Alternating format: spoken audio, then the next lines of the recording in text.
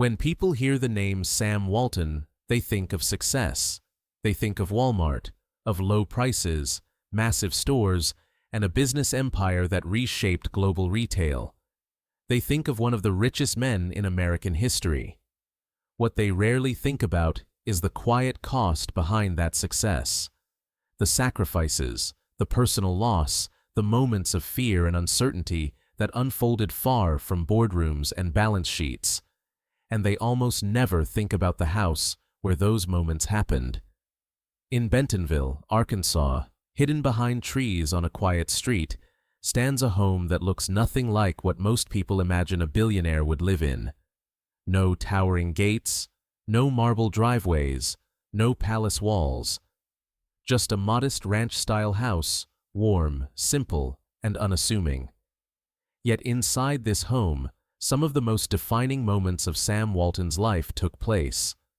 Moments of ambition, moments of pressure, moments of tragedy that shaped not only a man, but an entire family and a company that would one day touch the lives of millions. This is not a story about corporate growth charts or stock prices. This is the human story behind Walmart's rise. A story of relentless work, personal loss, near disaster, and quiet resilience. A story about a man who built one of the world's most powerful companies while insisting on living a life of restraint, humility, and discipline. A story about a home that witnessed dreams being formed, relationships being tested, and tragedy leaving permanent marks. Inside these walls, Sam Walton wrestled with decisions that would affect entire communities. Inside these rooms, his children grew up under the shadow of a rapidly expanding empire. Inside this house, the family endured fire, illness, distance, and the emotional cost of building something that never truly stops demanding more. The Walton home was never meant to be a monument to wealth. It became something far more revealing. A place where the real price of success quietly revealed itself. Before we step inside that house and uncover the tragic story it holds, make sure to subscribe to the channel. These documentaries explore the hidden human stories behind history's most powerful families, estates, and empires. If you want to understand what wealth really costs and what it leaves behind, subscribe now and stay with us as this story unfolds. The Bentonville home of Sam Walton must be understood within context, not myth. By the late 1950s, Sam Walton was already a proven businessman. He was not yet a global figure, but he was no longer struggling. His stores were profitable. His systems were working. His reputation for discipline, efficiency, and relentless attention to detail was well established across Arkansas. Yet when the time came to build a permanent family residence, Walton made a decision that ran counter to the expectations placed on rising American businessmen of the era. He did not build upward. He did not build outward. He did not build to impress. The house, constructed in Bentonville in 1958, was a single-story, ranch-style residence set into a wooded lot on the east side of town. It was modest in scale, restrained in design, and intentionally understated. The choice was deliberate. Walton believed that excess created distance. Distance from customers, distance from employees, distance from reality. He believed that success depended on remaining psychologically close to the people his business served. This belief shaped Walmart's operating philosophy, and it also shaped Walton's domestic life. Bentonville at the time was a quiet Ozark town. There were no corporate headquarters, no sprawling office parks, no national attention. Walton chose it precisely because of its ordinariness. He wanted to live where his customers lived. He wanted to see the same streets, shop in the same stores, and interact with the same community members his business depended on. The home was not a retreat from work. It was an extension of observation. Architecturally, the house reflected function over symbolism. Built with stone, wood, and natural materials, it blended into its surroundings rather than dominating them. Large windows faced the trees and stream that ran through the property. The design emphasized light, calm, and efficiency. There were no ceremonial spaces. Every room served a practical purpose. Helen Walton played a decisive role in this approach. She believed the home should encourage stability, not spectacle. She rejected formality. She wanted a house where children could move freely, where meals were shared regularly, and where the environment reinforced humility rather than hierarchy. Together, Sam and Helen selected a young architect whose philosophy aligned with these values, favoring organic design and integration with nature. Inside the home, daily life followed routines that appeared ordinary. The Walton children attended local schools. They had chores. They ate family dinners. They were not raised with visible markers of wealth. There were no servants, no household staff, no isolation from the community. This was intentional. Walton believed that insulating children from normal life weakened judgment and distorted values. But while the exterior of family life appeared stable, pressure was quietly accumulating inside the house. As Walmart expanded through the 1960s, Walton's responsibilities multiplied rapidly. New stores required constant oversight. Distribution systems had to be refined. Pricing strategies were continuously adjusted. Competition intensified. Walton was obsessive about details. He reviewed reports personally.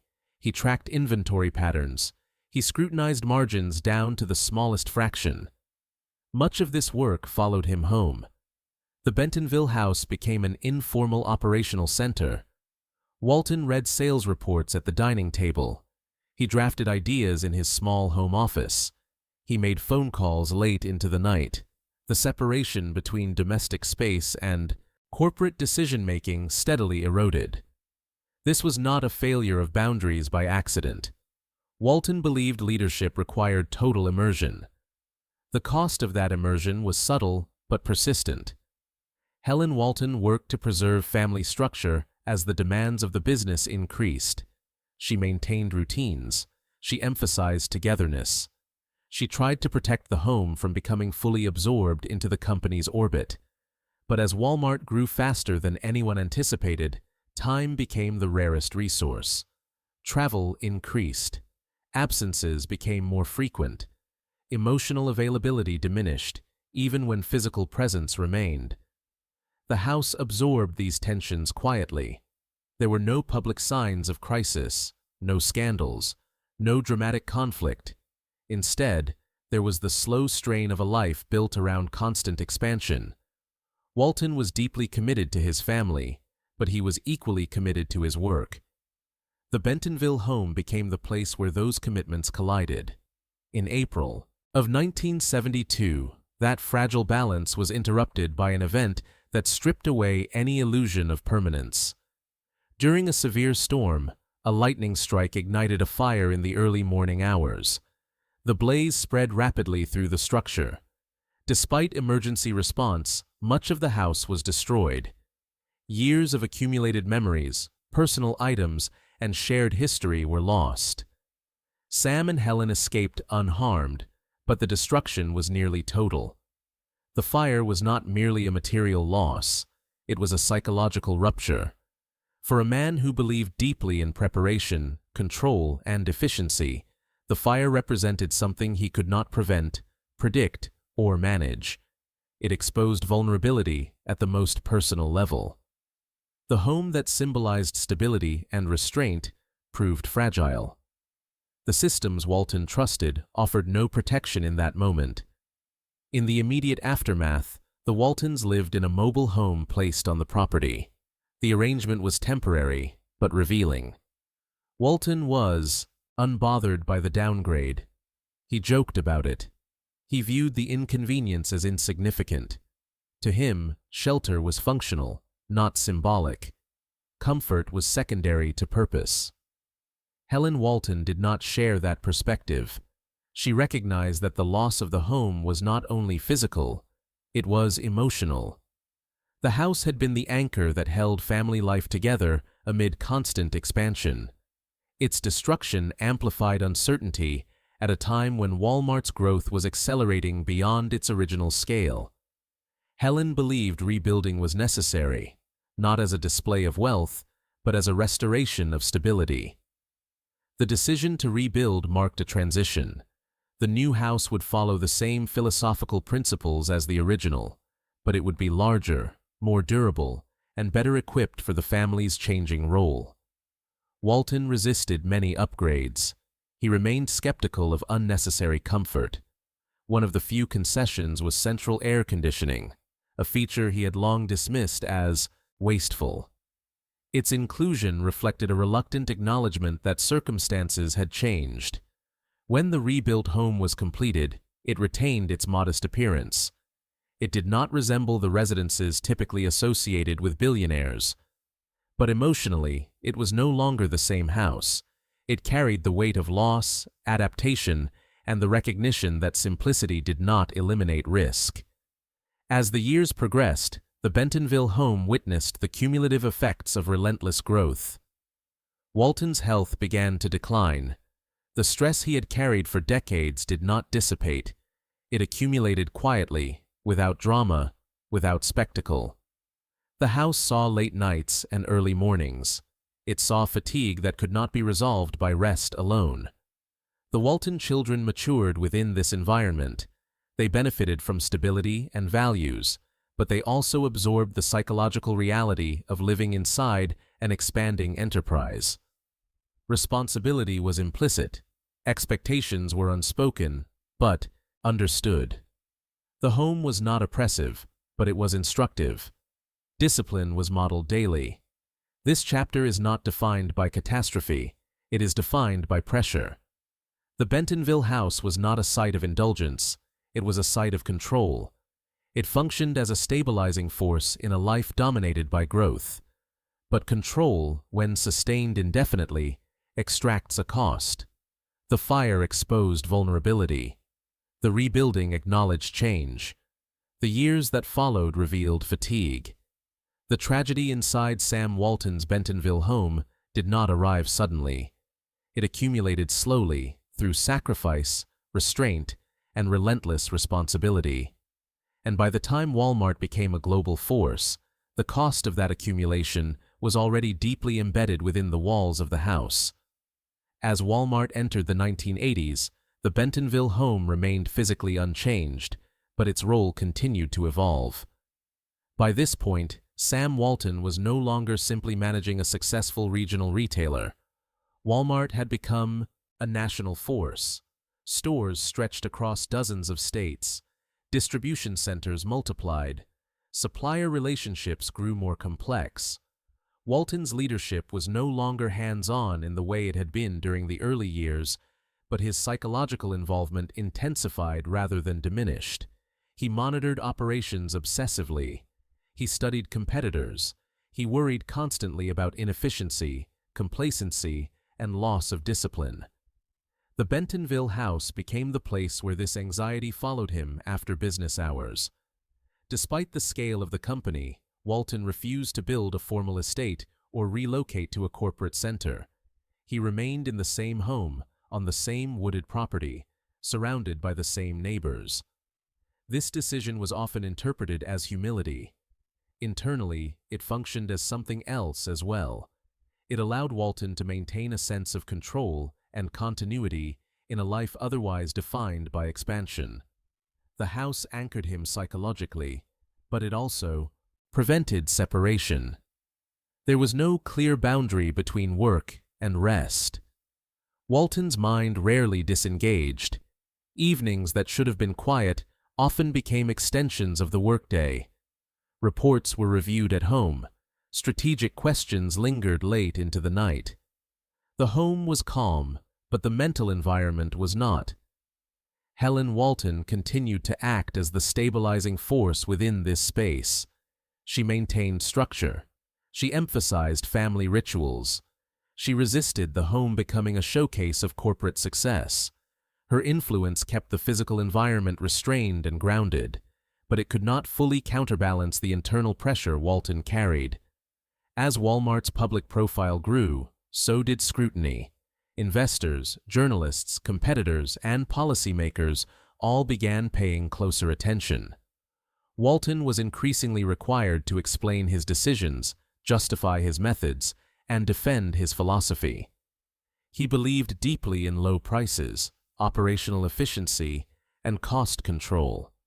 But as Walmart expanded, those principles placed him at the center of political and social debates.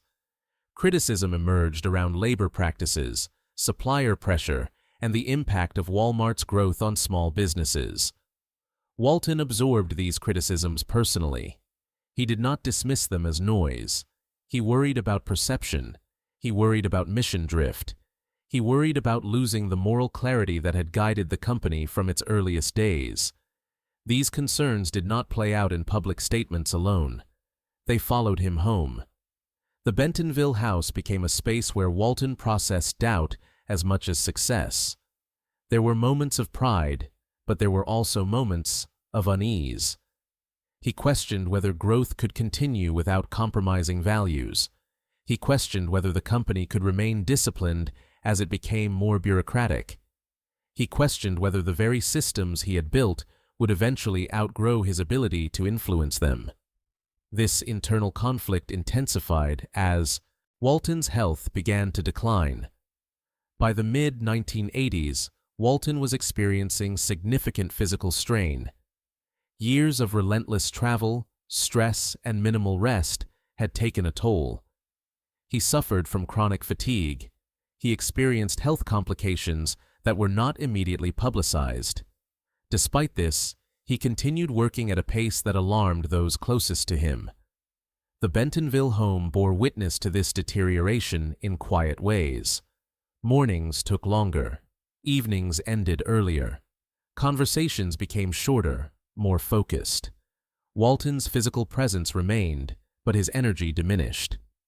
The house that once represented balance increasingly became a place of recovery rather than renewal. Helen Walton observed this change closely. She urged moderation. She encouraged rest. She understood that the company no longer depended solely on Sam's direct oversight. But Walton struggled to let go. Delegation felt like risk. Distance felt like vulnerability. He had built Walmart through personal involvement, and relinquishing that control felt unnatural, even dangerous. This inability to disengage became one of the most consequential pressures inside the home. The Walton children, now adults, experienced the home differently during this period. They returned not as dependents, but as observers of a system their father had built and was slowly being consumed by. Each child internalized different lessons. Alice Walton gravitated toward art and culture, eventually channeling her energy into preservation, collection, and public access to American art. Rob Walton moved deeper into corporate leadership, assuming roles that required navigating the same pressures his father faced. Jim Walton focused on finance and governance. John Walton dedicated much of his life to education and philanthropy before his death. Despite their different paths, they shared a common experience. They grew up in a home where wealth was deliberately downplayed, but responsibility was omnipresent. They learned that success was not celebrated loudly. It was managed quietly. Failure, however, was feared deeply. This mindset shaped the family dynamic in subtle but enduring ways. The Bentonville house was not emotionally distant, but it was disciplined. Expectations were implicit rather than explicit. Achievement was assumed. Excess was discouraged. There was little room for indulgence, even as resources became effectively unlimited. The tragedy embedded in this environment was not deprivation. It was pressure without release. As Walton's public profile increased, so did the symbolic significance of the home. Journalists noted its modesty. Visitors were surprised by its simplicity. It became a talking point, often framed as evidence of Walton's humility. But this narrative overlooked the emotional complexity of what the house represented internally. The home was not a retreat from responsibility. It was a reinforcement of it. Walton did not go home to escape Walmart. He went home to continue thinking about it in a quieter setting. The house functioned as a psychological echo chamber where concerns could not be avoided. Its calm amplified his thoughts rather than silencing them. By the late 1980s, Walton's health problems became more serious. He was diagnosed with cancer, a fact that was not widely publicized at first. Treatment was pursued quietly. Walton continued working as much as possible, resisting any perception of weakness or retreat. The Bentonville home became the site of private struggle as much as public success. Illness changed the rhythm of the house. Medical appointments replaced some business travel. Rest periods were reluctantly accepted. Conversations shifted toward continuity, legacy, and preparation. Walton was forced to confront questions he had long deferred. What happens when leadership ends? What happens when control is relinquished? What happens to a company built on one man's discipline when that man is gone? These questions weighed heavily inside the home. Helen Walton played a critical role during this period. She acted as caretaker, confidant, and emotional anchor. She absorbed much of the burden quietly, maintaining stability while managing the reality of decline.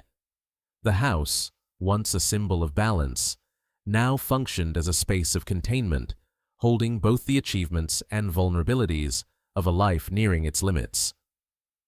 In 1992, Sam Walton died at the age of 74. His death did not occur inside the Bentonville house, but its impact was felt there immediately and permanently. The home that had witnessed the construction of an empire now became a site of reflection and absence. The routines that had defined daily life were disrupted. The constant presence of Walton's mind, his papers, his habits, was suddenly gone. The tragedy at this stage was not dramatic, it was structural. The house had been built around a man whose identity was inseparable from his work. Without him, the space felt altered. Helen remained, but the dynamic that had defined decades of life there was gone. The home transitioned from a living command center into a historical artifact of sorts, still inhabited, but fundamentally changed. In the years following Walton's death, the house took on new meaning for the family and for the public. It became a symbol of origins, a physical reminder of restraint in an era of excess. But privately, it also represented sacrifice, exhaustion, and the emotional cost of building something that never truly allows its creator to rest. This second phase of the Bentonville home reveals a deeper layer of tragedy. Not the loss of wealth, not scandal, not collapse, but the reality that relentless discipline, when sustained over a lifetime, leaves little room for peace. The home succeeded in preserving humility. It succeeded in grounding values, but it could not shield its occupants from the cumulative weight of responsibility. By the time Walmart became the world's largest retailer, the price had already been paid quietly inside that modest house in Bentonville. After Sam Walton's death, the Bentonville home entered its final and most revealing phase. The company he built did not slow down. Walmart continued expanding at extraordinary speed. Revenues climbed. International markets opened. The Walton family's wealth multiplied beyond anything Sam had experienced during his lifetime. On paper, the story was one of uninterrupted success. But inside the house that had anchored everything, the atmosphere was fundamentally altered. For decades, the Bentonville home had functioned as a stabilizing mechanism. It absorbed pressure, contained anxiety, and imposed discipline. After Sam's death, that function disappeared. What remained was a structure filled with memory, expectation, and unresolved emotional weight. Helen Walton stayed in the house. She did not move to a grander property. She did not seek comfort through expansion. Her decision reflected the same values that had shaped the home from the beginning. But the absence of Sam changed the meaning of every room. The home was no longer a place where work and family collided daily. It became a place of reflection, continuity, and quiet endurance. For the Walton children, the house took on a different significance. They were no longer protected by Sam's presence or overshadowed by his authority. Leadership responsibilities shifted decisively to the next generation. Each child faced a different relationship with the legacy they had inherited, and the Bentonville home remained the emotional reference point for those relationships. Rob Walton assumed a central role within Walmart's leadership. He inherited not only corporate responsibility, but the psychological burden Sam had carried for decades.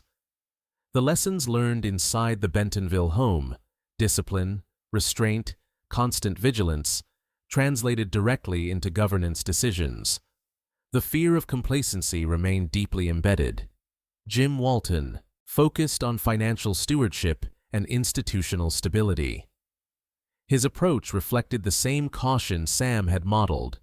Risk was managed carefully, excess was avoided. The home's philosophy continued to influence decision-making even as the company grew more abstract and global. Alice Walton moved in a different direction entirely. She gravitated toward art, culture, and preservation. Her later role in founding Crystal Bridges Museum of American Art can be traced directly back to the values instilled inside the Bentonville home.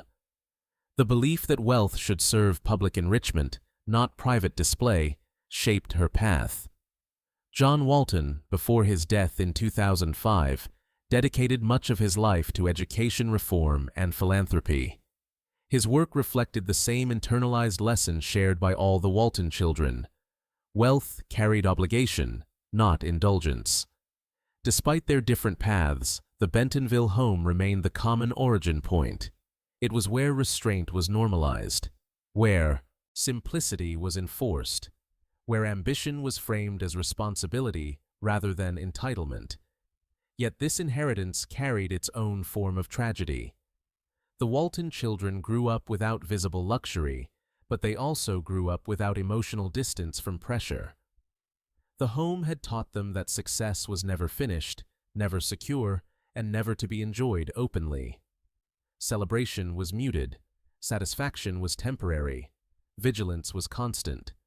This mindset helped preserve the fortune across generations, something many wealthy families fail to achieve. But it also imposed a psychological cost that rarely enters public narratives. The Bentonville house was not emotionally cold, but it was emotionally controlled. Expressions of excess, whether financial or emotional, were discouraged. Stability mattered more than spontaneity. Duty mattered more than comfort. These values created resilience, but they also limited release. Over time, that limitation became a defining feature of the Walton legacy.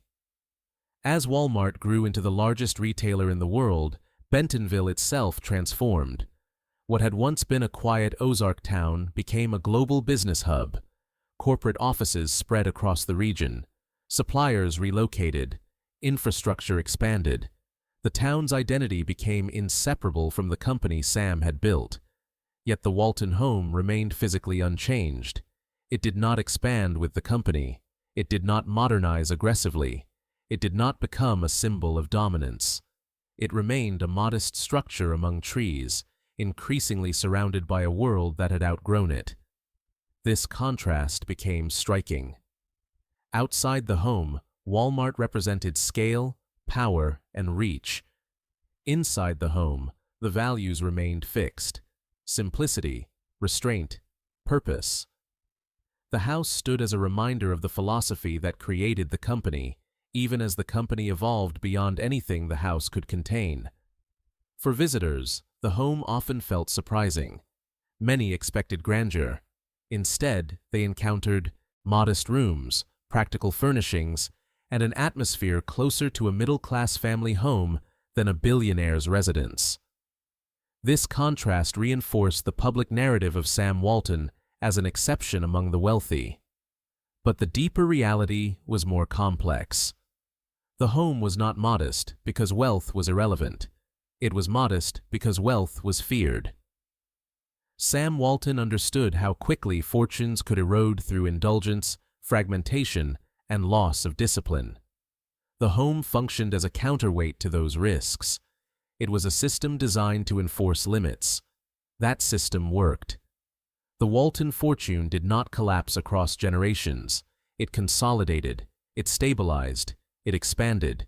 But systems built on constant restraint inevitably exact an internal toll. The tragedy of the Bentonville home lies not in what was lost, but in what was never fully allowed. Rest was limited. Satisfaction was deferred. Emotional vulnerability was constrained. The house did not encourage indulgence, even in private. It encouraged endurance. Helen Walton embodied this endurance until her death in 2007. She remained committed to the principles that had shaped the home, even as the world around it changed. Her life inside the Bentonville house reinforced the idea that purpose outlasted comfort and that legacy mattered more than ease. After her passing, the home's role shifted again. It became less of a living residence and more of a symbol, a preserved space that represented origins rather than daily life. The house no longer absorbed pressure in real time. Instead, it stood as evidence of how that pressure had once been managed. In historical terms, the Bentonville home offers a rare case study. It demonstrates how extreme wealth can be built without extreme consumption. It shows how values can be enforced through environment rather than instruction. And it reveals how discipline, when sustained over decades, shapes not only outcomes, but emotional landscapes. The tragedy inside Sam Walton's Bentonville home was never about downfall. There was no scandal, no implosion, no loss of fortune. Instead, the tragedy was structural and cumulative. A life spent managing risk left little room for rest. A home designed to enforce humility also enforced emotional containment. A philosophy built to preserve wealth demanded constant vigilance. In the end, the house succeeded in its purpose. It preserved values. It anchored a family. It stabilized an empire. But it also reveals the hidden cost of success built without pause, the quiet exhaustion, the deferred satisfaction, the personal weight carried behind modest walls. The Bentonville home stands today not as a monument to wealth, but as evidence of what it took to keep that wealth intact. And that, more than any mansion or estate, is the true story it contains. The long-term significance of Sam Walton's Bentonville home becomes clearest when examined not as a residence, but as a system. The house was not designed to celebrate success. It was designed to regulate it. Every aspect of the environment reinforced moderation, discipline, and psychological proximity to ordinary life. This was not accidental. It reflected a deeply held belief that comfort weakens judgment and that excess distorts priorities. In Walton's view, distance from everyday reality was one of the fastest ways large organizations failed. The Bentonville home functioned as a corrective mechanism. By refusing to upgrade his lifestyle in proportion to his wealth, Walton constrained his own behavior. He eliminated signals that might encourage indulgence, detachment, or entitlement.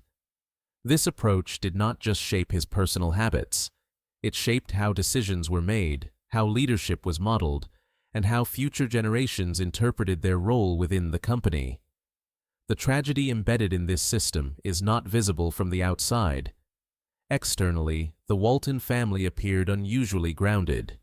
Internally, the cost of constant restraint accumulated slowly and quietly. Emotional expression was managed. Personal vulnerability was minimized. Rest was treated as secondary to responsibility. The home did not encourage collapse, but it also did not encourage release. This pattern had consequences that extended beyond Sam Walton himself. As Walmart matured into a global corporation, its operational philosophy retained many of the traits forged in the Bentonville home. Cost control remained paramount. Efficiency was pursued relentlessly. Culture emphasized frugality even as scale exploded. Leaders were expected to remain disciplined, data-driven, and emotionally contained. This cultural continuity was often praised as visionary. But from an analytical perspective, it also mirrored the psychological environment of the house. The same values that preserved Walmart's margins and competitive edge also produced a culture where pressure was normalized and endurance was rewarded more than balance. The home served as the original training ground for that mindset. For the Walton children, growing up in that environment meant learning that wealth was not something to be enjoyed openly, but something to be managed carefully. This lesson protected the family from many of the pitfalls that destroy dynastic fortunes. There were no extravagant palaces, no public excess, no reputation-damaging scandals tied to indulgence. Instead, there was continuity. But continuity came with emotional constraints. Children raised in an environment where restraint is constant often internalize responsibility earlier than their peers. They learn to self-regulate. They learn to anticipate expectations. They learn to minimize visible need. These traits produce capable stewards, but they also limit emotional flexibility. The Bentonville home did not suppress affection, but it did suppress excess of any kind. That included excess joy, excess rest, excess celebration, and excess vulnerability. The family did not live joylessly, but joy was subdued. Achievement was acknowledged quietly. Satisfaction was temporary. The prevailing message was that success carried obligation, not relief. This framework shaped how the Walton legacy evolved. Unlike many wealthy families whose fortunes fractured through division, litigation, or indulgence, the Waltons maintained coherence. Governance structures were formalized. Ownership was consolidated. Philanthropy was institutionalized rather than impulsive. Risk was managed conservatively. These outcomes reflect the success of the system. But systems optimized for preservation rarely optimize for personal ease. The Bentonville home illustrates this trade-off with unusual clarity. It shows how environment shapes psychology and how psychology shapes institutions. The house did not simply house a family, it conditioned behavior. Sam Walton's insistence on modest living was often framed as humility. In reality, it was also a form of risk management. He had observed how wealth distorted judgment. He had watched competitors expand too quickly, spend too freely, and lose discipline. He believed that comfort was not neutral. It actively weakened vigilance. The home existed to counter that threat. This belief intensified as Walton aged. As his health declined, his resistance to disengagement became more pronounced. He feared not just personal irrelevance, but systemic decay. He worried that Walmart, without constant pressure, would drift away from its founding principles. The home became a place where these fears surfaced privately. Illness did not produce reflection so much as compression. Time felt shorter. Stakes felt higher. The margin for error felt thinner. Walton's identity, long intertwined with the company, left little room for withdrawal. Even when physically limited, he remained mentally engaged. The home did not become a refuge from this tension. It became the container for it. This is where the tragedy sharpens. The Bentonville house succeeded in anchoring Walton's values, but it could not give him peace. The very discipline that preserved the company prevented detachment from it. The house kept him close to reality, but it also kept him close to pressure until the end of his life. After his death, the persistence of these values across generations confirmed their effectiveness. Walmart did not fragment. The family did not implode. The company's culture retained continuity even as leadership transitioned. Philanthropy expanded strategically rather than chaotically. Institutions like Crystal Bridges emerged not as indulgences, but as structured contributions to public life. These outcomes validate the system. Yet, from a human perspective, the cost remains.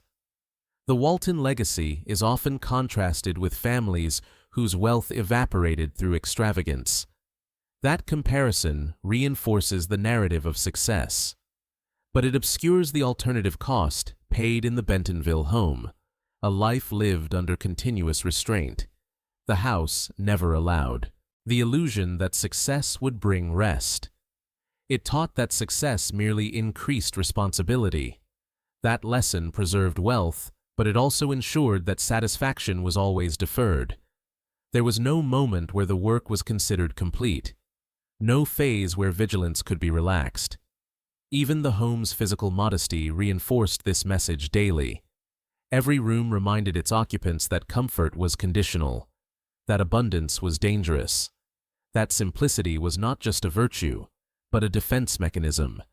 The house functioned as a constant reminder of what could be lost. This mindset shaped how the Walton family engaged with philanthropy as well. Giving was purposeful, structured, and often understated. Donations were not spectacles. Projects were not vanity-driven. The focus was on long-term impact rather than personal recognition.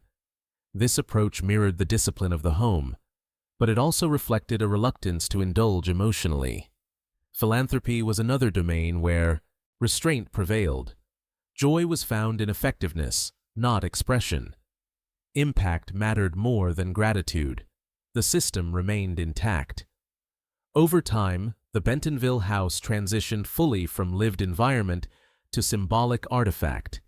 It became a reference point for historians, journalists, and visitors seeking to understand how one of the world's largest corporations emerged from such unassuming origins. It stood as physical evidence that wealth and excess are not synonymous. But symbolism can flatten complexity. What is often lost in public interpretation is the emotional architecture of the space. The house did not simply reflect modesty. It enforced it. It did not merely symbolize values. It operationalized them. The tragedy is not that the house lacked luxury. The tragedy is that it left little room for ease. Sam Walton achieved what many consider impossible. He built a global empire without succumbing to visible excess. He preserved values across generations. He avoided many of the failures that define dynastic decline. But the cost of that achievement was carried quietly, inside a modest house where pressure never fully dissipated.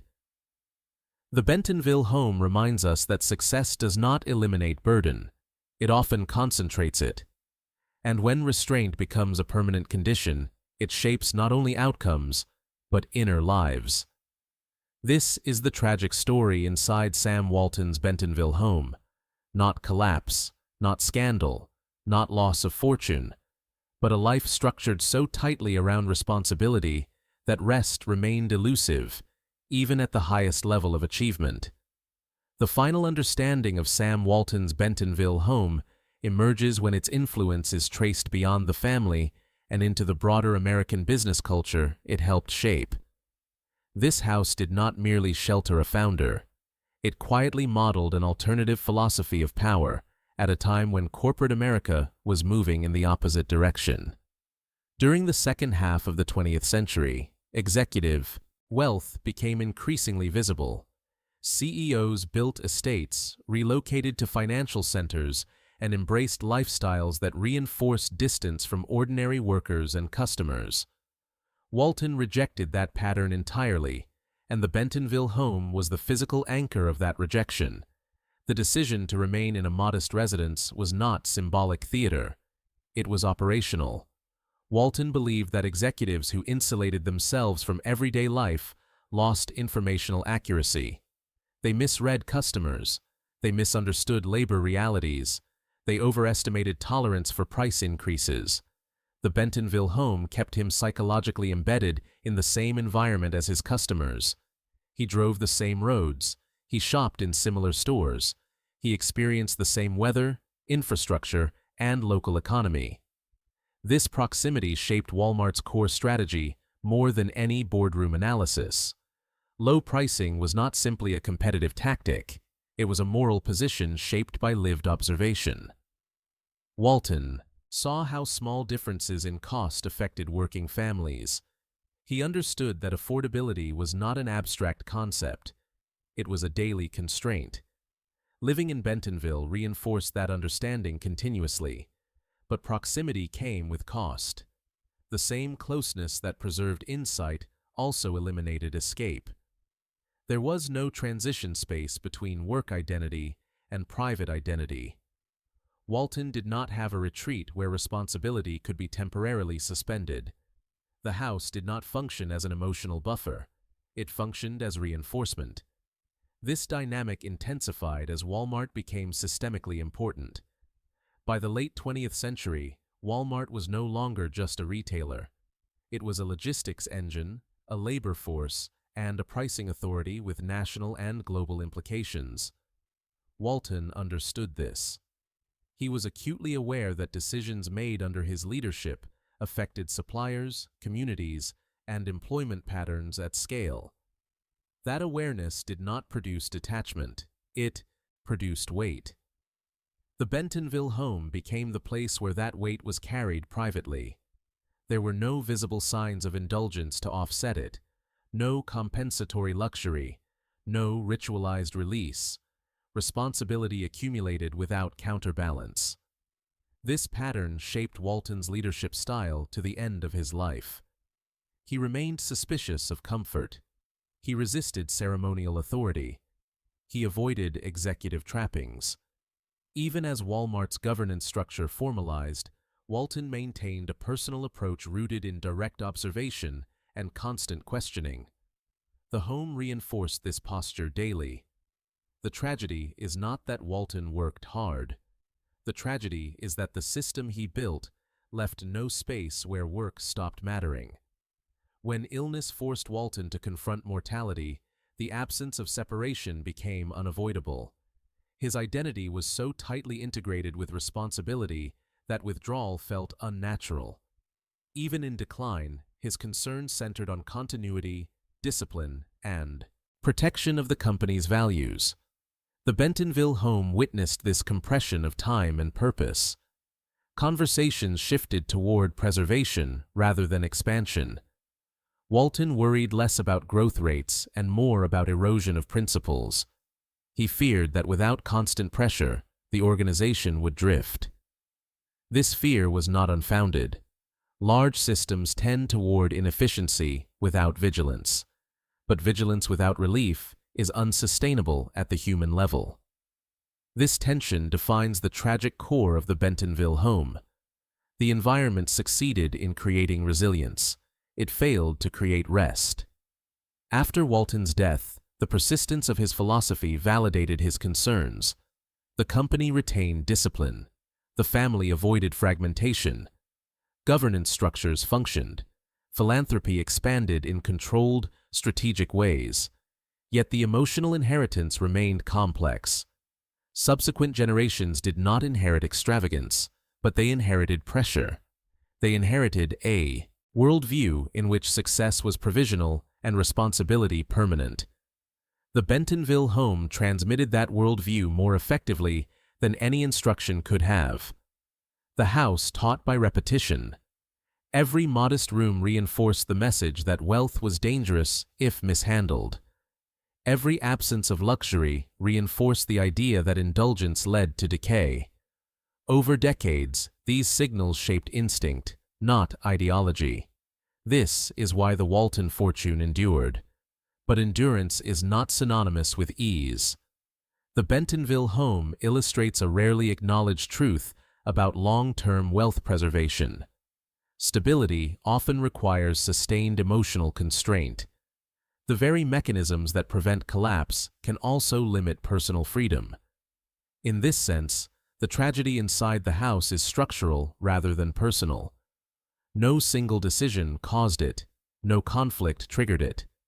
It emerged from the consistent application of a philosophy that prioritized preservation over pleasure. The house did not fail its purpose. It fulfilled it completely. It preserved values. It stabilized behavior. It reinforced discipline. It anchored an empire. But it also reveals the cost of building systems designed to never relax. Sam Walton did not seek admiration. He sought durability. The Bentonville home was the instrument through which that durability was enforced. It protected the company from excess, but it also ensured that relief remained perpetually out of reach. This is the uncomfortable conclusion the house offers. Great empires can be built without excess. Wealth can be preserved without indulgence. Values can be transmitted through environment rather than rhetoric. But when restraint becomes permanent, it reshapes the inner life of those who live within it. The Bentonville home stands today as evidence of that trade-off. It is not a monument to simplicity for its own sake. It is a record of discipline carried to its logical conclusion. It shows what happens when responsibility is never set down, even briefly. The tragic story inside Walmart founder Sam Walton's Bentonville home is not about loss of fortune or public scandal. It is about the quiet weight of success that never allows itself to feel complete. And that is why the house remains such a powerful historical artifact, not because of what it displays, but because of what it withheld. To fully understand the tragedy embedded in Sam Walton's Bentonville home, it must be examined as a model that succeeded too well. The house did exactly what it was designed to do. It restrained behavior, it limited excess, it enforced discipline, it prevented the psychological drift that destroys many founders and their families once wealth reaches extreme levels. In that sense, the home was not a passive backdrop. It was an active force shaping conduct over decades. But when a system functions without interruption, it rarely asks whether the cost of its success is sustainable at a human level. Sam Walton's lifestyle is often celebrated as proof that wealth does not require extravagance. That interpretation is incomplete. What the Bentonville home actually demonstrates is how deeply Walton distrusted ease. He did not merely reject luxury, he rejected the idea that comfort was neutral. To him, comfort invited complacency, and complacency was the enemy of survival. This belief did not remain theoretical. It was embedded into daily life. The house never allowed Walton to forget the risks that came with success.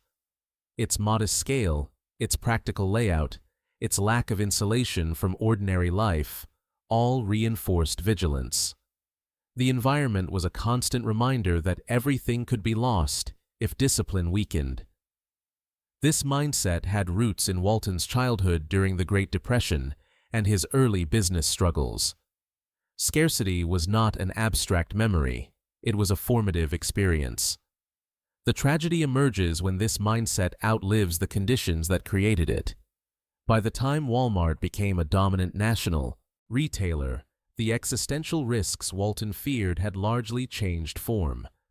The company was no longer fragile in the way it once was, but Walton's internal framework did not adjust. The same discipline that had enabled survival became an unrelenting standard that never recalibrated. The Bentonville home continued to enforce austerity long after survival was assured. This rigidity shaped Walton's final years in subtle but significant ways.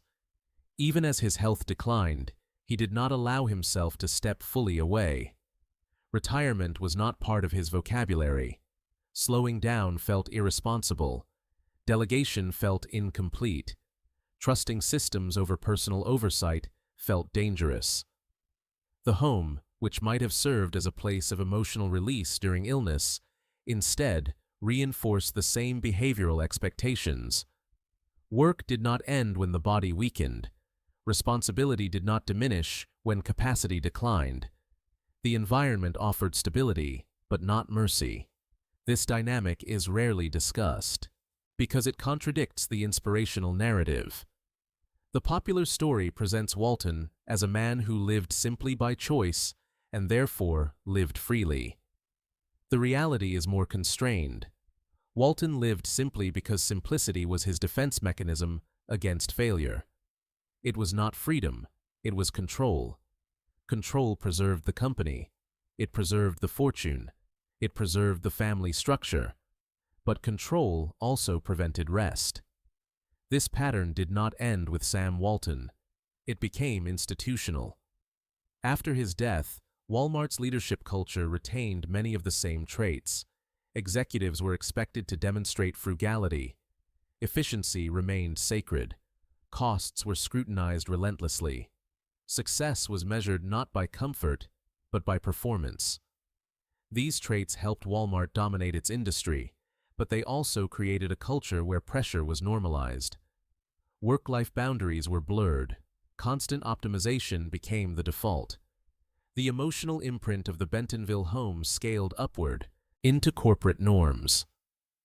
At the family level, the Walton heirs inherited both wealth and psychological architecture. They did not grow up fearing poverty, but they grew up fearing irresponsibility. The home taught them that wealth without restraint was dangerous.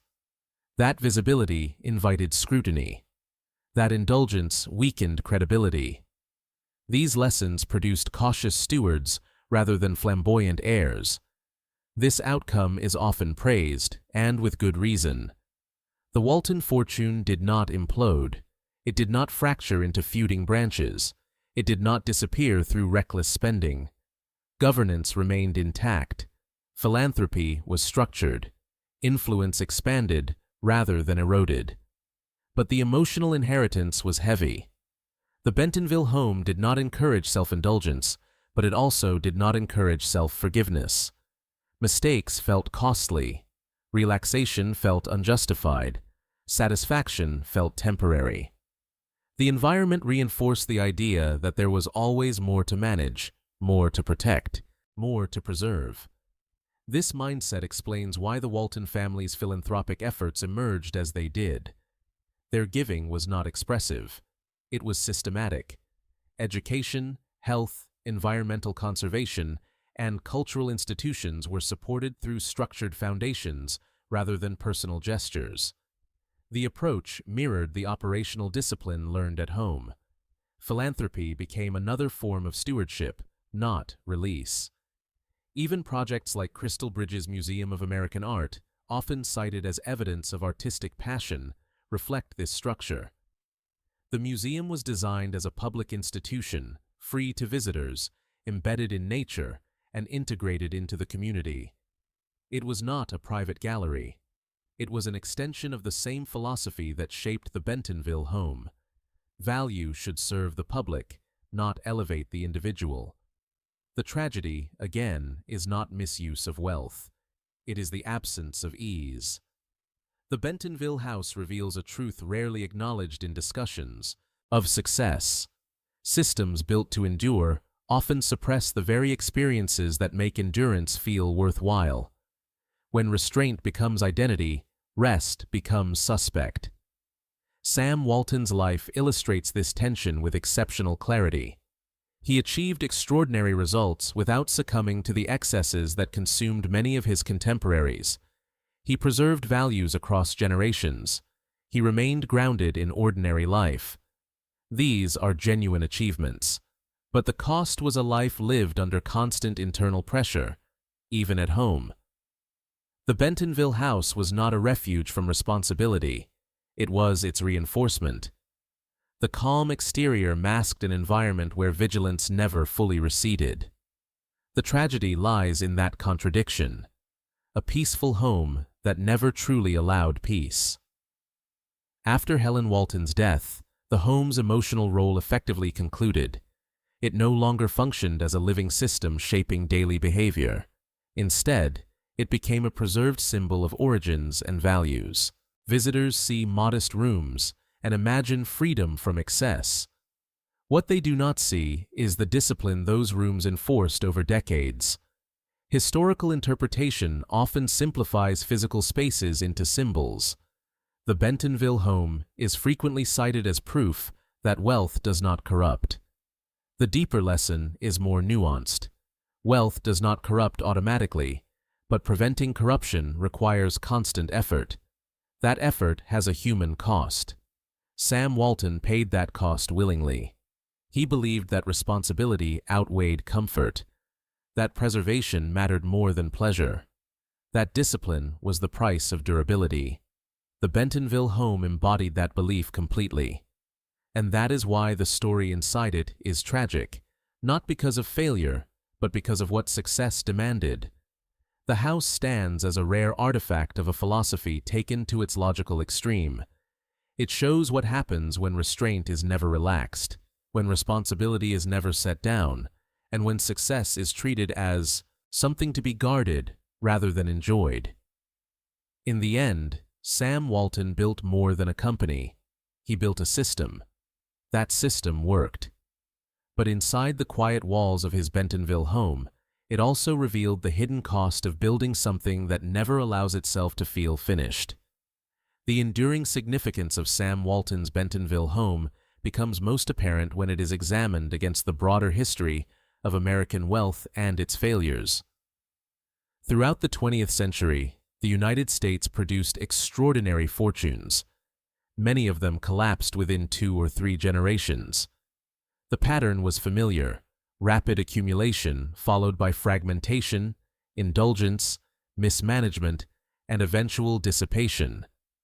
Grand estates became financial burdens.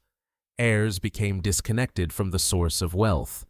Values diluted as comfort increased. Sam Walton understood this pattern intuitively. He did not study it academically. He observed it. He watched competitors rise and fall. He saw how quickly discipline eroded once success became normalized. The Bentonville home was his countermeasure. It was not sentimental. It was strategic. The house removed signals that encourage entitlement. There were no visible hierarchies inside it, no rooms reserved for status, no material cues that separated the family from the community around them. This was deliberate. Walton believed environment shaped behavior more reliably than instruction. Children raised in excess did not need to be told they were different. They absorbed it automatically. The Bentonville home denied that absorption. As a result, the Walton children grew up with an unusual psychological orientation toward wealth.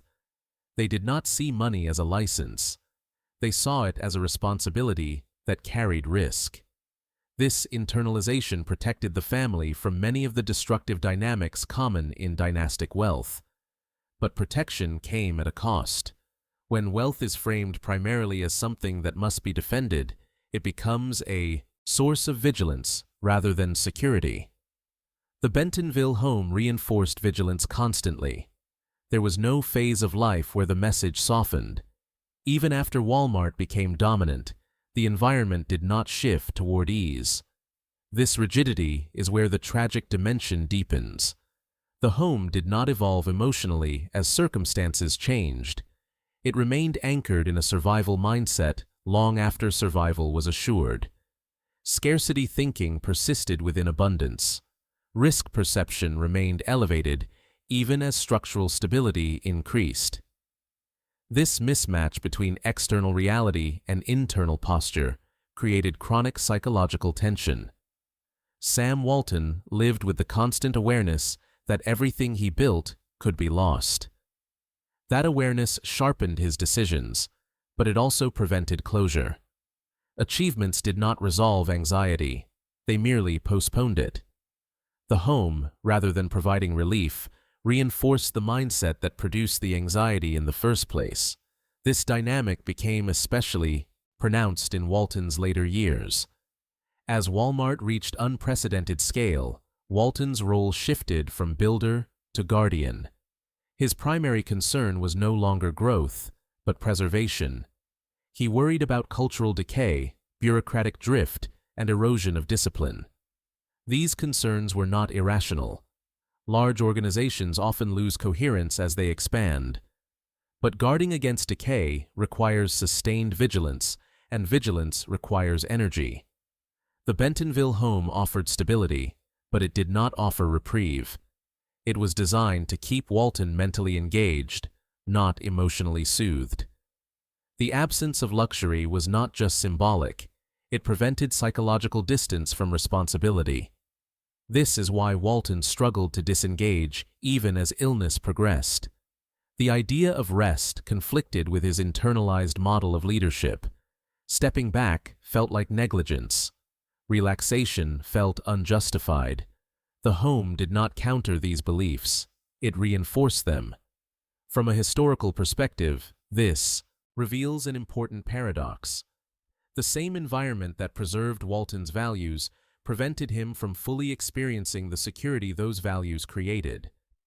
The home succeeded in stabilizing behavior but failed to accommodate transition. It was optimized for discipline, not for closure. This limitation extended beyond Sam Walton himself. The Walton heirs inherited not only a fortune, but a psychological framework built inside that house. They learned to prioritize control over comfort, continuity over expression, stewardship over enjoyment. These traits served them well in preserving wealth, but they also shaped how they experienced it. The Bentonville home produced capable stewards, not carefree beneficiaries. In public narratives, this outcome is celebrated as virtue. In private terms, it represents a narrowing of emotional range. The family did not live extravagantly, but they also did not live without pressure. Responsibility was omnipresent, even when it was not explicitly discussed. This environment did not produce rebellion or collapse. It produced compliance and endurance. And endurance, while admirable, is not without consequence. The Walton legacy demonstrates that wealth can be preserved through discipline, but discipline must be carried continuously. There is no finish line, no moment where the system declares itself complete and relaxes. The Bentonville home embodied that reality. Even after Sam Walton's death, the house continued to transmit this message symbolically. It became a reference point for corporate culture, family governance, and public interpretation. Its modesty was cited as proof of virtue. Its restraint was used as evidence of moral clarity. But rarely was the emotional cost examined. The tragedy is not visible in photographs or floor plans. It is embedded in the lived experience of maintaining constant vigilance across decades. The house did not allow its occupants to forget what was at stake. It did not permit the illusion that success could ever be safely enjoyed. From an analytical standpoint, the Bentonville home can be understood as an early example of what modern organizations would call culture engineering. Walton engineered his environment to produce specific behaviors. The environment worked precisely as intended. But engineering for resilience often reduces flexibility. The home produced consistency at the expense of adaptability. It maintained values but resisted emotional evolution. It preserved discipline but constrained rest. This trade-off defines the tragic core of the story. Sam Walton avoided the excesses that destroyed many of his contemporaries. He kept his family grounded. He built a company that endured. These are remarkable achievements, but inside the house that made them possible, the cost was a life lived under continuous internal pressure, even at its highest point of success. The Bentonville home stands as evidence that greatness does not require extravagance, but it also reveals that restraint, when never relaxed, becomes its own burden. The tragedy inside Walmart founder Sam Walton's Bentonville home is not about failure. It is about the quiet, sustained weight of responsibility carried without interruption. It is about a system that succeeded in preserving everything except ease. And that is why the house remains such a powerful historical object, not because it shows how little Walton needed, but because it shows how much he carried, even at home.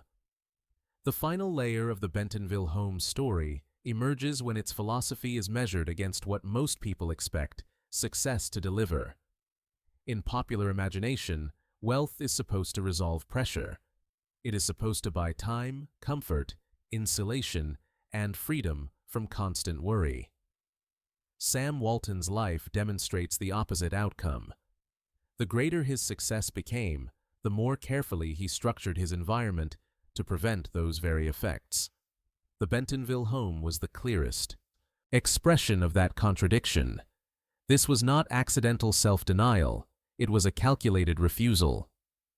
Walton believed that once a person begins living as if success has secured them permanently, judgment deteriorates. He believed that comfort dulls awareness, and that awareness is essential for survival in competitive systems. The home was designed to prevent psychological drift. It kept Walton mentally aligned with struggle, even when struggle was no longer materially necessary. This belief shaped how time was experienced inside the house. Time was not something to be enjoyed, it was something to be used. Even leisure carried an undertone of productivity. Even quiet moments carried reflection. The house did not invite escape, it invited continuation. Work followed Walton home, not because he lacked discipline, but because discipline demanded it. The tragedy lies in how completely this logic was applied. The Bentonville home did not provide a contrasting emotional space where success could be processed or integrated. It reinforced the same operating mode that governed Walton's professional life. The absence of luxury was not simply symbolic humility. It eliminated cues that signal completion or arrival. There was no arrival state. Even after Walmart became dominant, even after financial security was absolute, even after the future of the family was assured, the internal posture remained unchanged. Success was not something to rest within. It was something to defend. This posture affected how Walton related to recognition. Awards, media attention, and public praise did not bring satisfaction. They brought discomfort. Walton distrusted admiration because it implied finality. He believed praise encouraged complacency. The Bentonville home supported this skepticism by refusing to visually acknowledge success. The environment never validated external recognition. This created a dissonance between public perception and private reality. Externally, Walton was celebrated as a self-made billionaire who remained humble. Internally, he experienced success as an expanding responsibility that demanded constant vigilance. The house did not contradict this experience. It validated it daily. The same dynamic shaped how failure was perceived. In an environment built around restraint, mistakes carried disproportionate psychological weight. Errors were not framed as temporary setbacks. They were potential threats to the entire system. This mindset sharpened execution but narrowed tolerance for vulnerability. The Bentonville home did not encourage emotional release after setbacks. It encouraged correction. Over decades, this approach created remarkable operational discipline. It also created internal tension that never fully dissipated. Walton lived with the constant sense that something could go wrong if attention slipped. The house did nothing to counter that belief. When illness entered the picture, the absence of emotional elasticity became more apparent. Cancer forced Walton to confront limits he had spent his life minimizing. Physical decline introduced constraints that discipline alone could not overcome. The Bentonville home, which had always reinforced control, now contained a reality that control could not fully address. This confrontation was deeply uncomfortable. Walton did not frame illness as an opportunity for reflection or retreat. He framed it as an obstacle to be managed. The home became a place where limitations were negotiated rather than accepted. Even as his capacity diminished, the expectation of responsibility remained intact. This reveals the deepest tragic dimension of the story. The Bentonville home preserved Walton's values so effectively that it left little room for transition when circumstances changed. The system was optimized for endurance, not adaptation to decline. There was no built-in permission to stop. From a human perspective, this meant Walton carried the weight of responsibility until the end. He did not experience a phase where achievement resolved into peace. He did not enter a period of reflective ease. The home did not provide a psychological off-ramp. It provided continuity. This continuity benefited the institution. After Walton's death, Walmart's culture did not fracture. The values embedded in the Bentonville home persisted. Discipline remained central. Frugality remained cultural. Vigilance remained normalized. The system functioned without its founder because the environment had already encoded his philosophy. This outcome validates Walton's strategy. But validation at the institutional level does not erase the personal cost. The Walton family inherited a structure that worked, but that structure left little room for softness. Emotional expression remained contained. Satisfaction remained provisional. The home had taught that stability depended on constant management. This mindset explains why the family's public presence remained understated even as wealth multiplied. There were no palatial estates, no celebrity lifestyles, no dramatic displays of privilege. This was not accidental modesty. It was a continuation of the Bentonville home's logic. Visibility was risk. Excess was liability. Silence was safety. From a sociological perspective, the Bentonville home represents a rare case where extreme wealth was paired with extreme restraint across generations. This combination is often idealized, but it comes with a trade-off rarely acknowledged. Restraint preserves systems, but it narrows emotional range. The house did not encourage joylessness, but it did discourage emotional expansion. It trained occupants to remain measured even in moments that might otherwise invite release. Over time, this measurement becomes identity. This is why the home feels so quiet in historical memory. There are no dramatic anecdotes of indulgence, no scandalous stories, no flamboyant excesses. What remains instead is a record of discipline applied consistently over a lifetime. The tragedy is not that Walton lacked pleasure. The tragedy is that pleasure was never allowed to signal completion. The Bentonville home enforced a worldview in which success was always provisional, always under threat, always requiring defense. That worldview built one of the most durable corporations in history. It also ensured that its founder never fully experienced relief from responsibility. In this sense, the home accomplished its purpose completely. It prevented corruption. It preserved values. It anchored a family and an institution. It avoided the spectacular failures that consumed so many other fortunes. But it also reveals a truth that complicates the narrative of success. When discipline becomes permanent, rest becomes unfamiliar. When vigilance becomes identity, peace becomes suspect. When restraint is never relaxed, even home ceases to function as refuge.